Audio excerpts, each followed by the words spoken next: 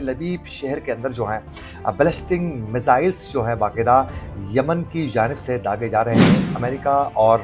اسرائیل کی جانب سے یمن کے اوپر بھی بہت زیادہ کارروائیاں شروع ہو چکی ہیں۔ بشار الاسد نے آخرکار کیوں ان کو اقتدار چھوڑ کر بھاگنا پڑا، اس کی وجہ انہوں نے آج بتائی ہے۔ اور ماسکو میں ایک بہت بڑے دھماکے میں ایک اہم روسی ایک فوجی سربراہ جو ہیں ان کی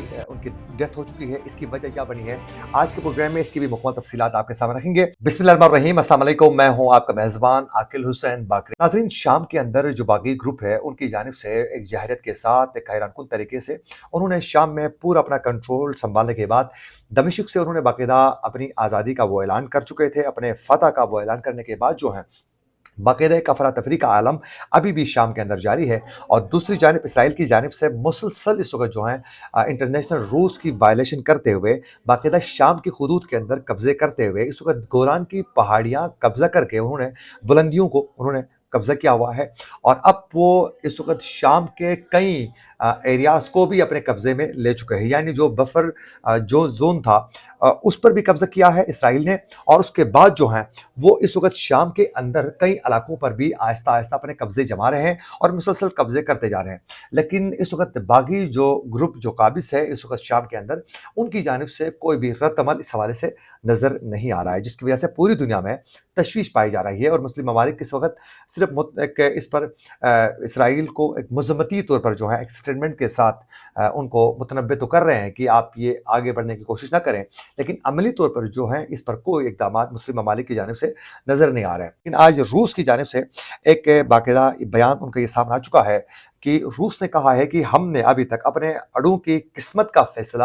ہم نے نہیں کیا ہے شام میں، کہ ہم نے وہاں رکھنے ہیں، ہٹانے ہیں، کسی اور ملک میں لے کر جانا ہے، اس حوالے سے ہم نے کوئی فیصلہ نہیں کیا ہے۔ وہ اصل میں روس اس وقت بیٹھ کے ان تمام معاملات کو غور سے دیکھ رہا ہے، وہ مزید کچھ دن غور کرنا چاہتا ہے کہ اس کے بعد یہ فیصلہ کرنے کے لیے کوئی نہ کوئی اقدامات اٹھائیں گے۔ اس کی وجہ یہ ہے کہ اس وقت شام کے اندر بھی خود جو باغی گروپ ہے اس کے خلاف بھی کئی لوگ جو ہیں وہ احتجاجی مظاہرے کرنا انہوں نے شروع کیا ہے، اور وہ یہ کہتے ہیں کہ یہ جو جولانی گروپ جو ہے یہ باقاعدہ ان کے پیچھے امریکہ اور اسرائیل ہے، اور اس کی وجہ سے ہمارے ملک کے اوپر قبضے ہونا شروع ہو چکے تھے، یہ ہمارے لیے کسی صورت بہتر نہیں ہے،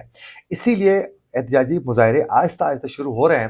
تو اب روس اور ایران دیکھ کر ان چیزوں کو ڈیل کرنا چاہتے ہیں۔ ایران کا کہنا ہے کہ ہم اپنا سفارت خانہ بھی کھول دیں گے، اور باقاعدہ ہم چاہتے ہیں یہ جو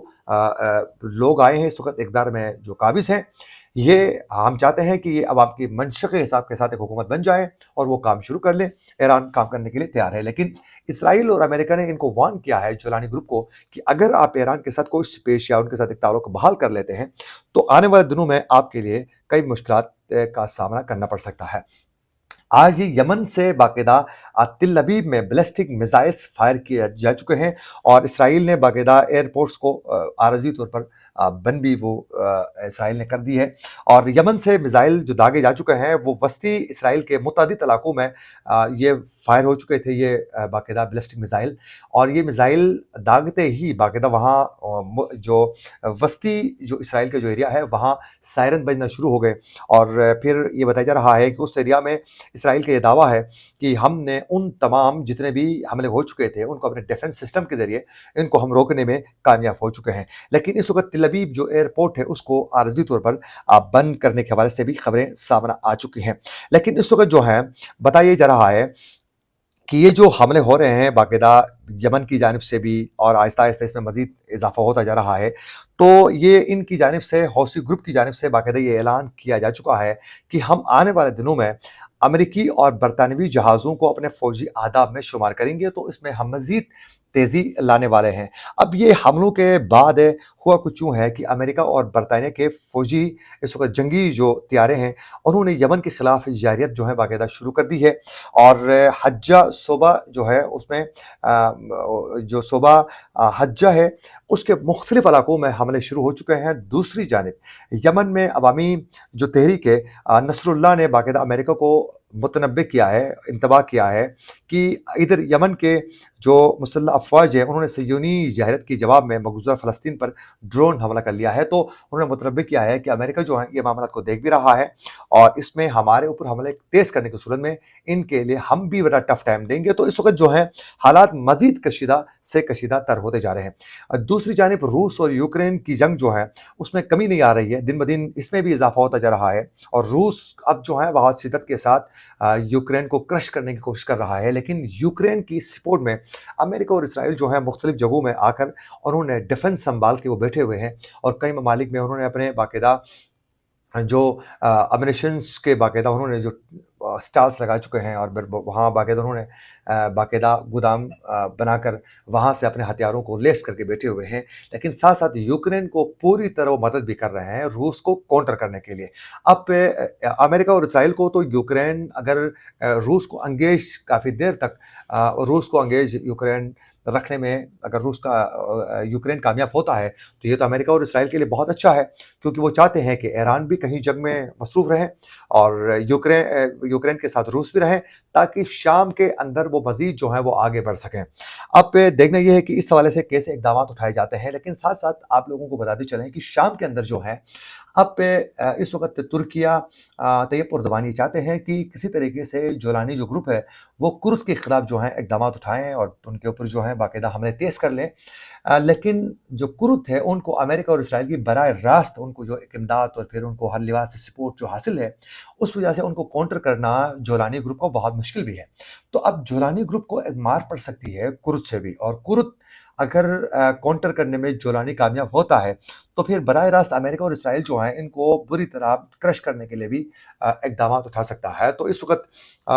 तुर्की जो है वो अपना असर रसूख बाकायदा मशरिक़ वस्ता में बढ़ाने के लिए कोशिशें कर रहा है, लेकिन उनका किरदार बड़ा मुतनाज़ है। उस हवाले से बहुत से इस वक़्त बातें की जा रही हैं कि ये जो कुछ हुआ है शाम के अंदर, जिसमें ईरान ने ये इल्ज़ाम लगाया है कि ये सब कुछ तुर्की के बाकायदा जो है आशीर्वाद के साथ ये सब कुछ हो चुका है। आज नाज़रीन मॉस्को में रूस की न्यूक्लियर एंड केमिकल प्रोटेक्शन के जो फोर्सेस के जो सरबराह हैं, उनको हलाक किया गया है। इसकी वजह ये बनी है कि बाकायदा ये बताया जा रहा है कि ये वाक़या पेश आया है नाज़रीन रूस की तहक़ीक़ाती कमेटी ने तस्दीक की है कि ये एक सीनियर फ़ौजी जनरल बम धमाके में हलाक हो चुके हैं और हलाक होने वाले ऑफ़िसर जो हैं रूसी nuclear and chemical protection forces के सरबराह थे और ये बताया जा रहा है कि ये मॉस्को में सदर की सरकारी रिहाइशगाह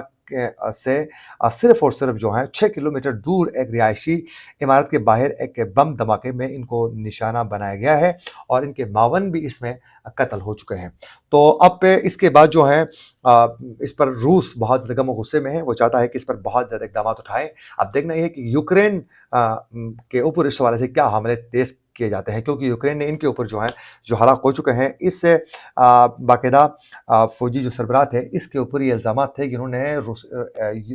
रूस की तरफ से यूक्रेन में बाकायदा इन्होंने केमिकल हथियार भी इस्तेमाल किए हैं। तो अब देखना ये है कि आने वाले दिनों में इस पर मज़ीद क्या पेशरफ़्त सामने आती है। इसी के साथ अपने मेज़बान आकिल हुसैन बाकरी को दीजिए